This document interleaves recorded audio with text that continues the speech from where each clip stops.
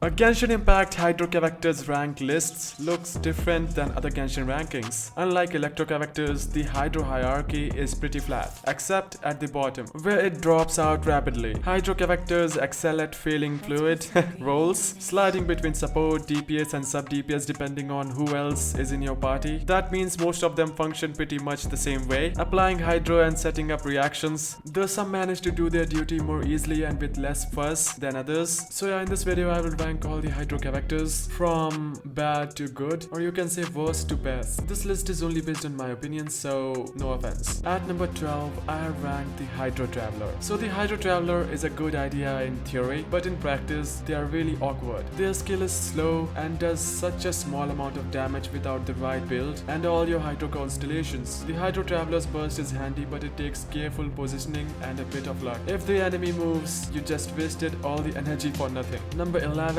Candace. I think Candace was supposed to be Hydro Bennett, or maybe Yunjin, or maybe nobody. Who knows? Whoever's nerfed her attack so she can only support, and she doesn't do it that well. Her supports are meant to buff normal attacks, but they also infuse them with Hydro. That limits her usefulness quite a bit. On the top of that, it takes a lot of rep work with Candace HP to get her buffs to the point where they're even practical. Number 10, Barbara. Barbara is probably your first healer, I think so, though that doesn't mean she's the best. Barbara heals a lot but not often. Her talents have a very long cooldown timers and her skill comes with an extra drawback. It applies Hydro to your active character that leaves them open to enemies' elemental attacks, and it kind of defeats the purpose of healing. On the bright side, if you unlock her final constellation, Barbara will revive fallen party members once during a battle. That's a good thing for her. Number 9, Childe. Childe deals a hefty amount of damage with his skill and burst, but that utility comes at a cost. His skill, which is the main source of his damage and Hydro application, takes a long time to cool down. If you let it stay active for a full duration, you eventually get into rhythm, but he needs a good team to make the most of his talents. Number 8, Nilo. Nilo works particularly well in Bloom teams, but she has a usefulness in setting up Hydro reactions in general. Nilo's skill can create a Hydro aura that applies the elements to any nearby enemy, and it stays active when she is off-field. That gives you room to apply Dendro, Cryo, or whatever other elements your main DPS uses. She's not as dynamic as some Hydro characters, but she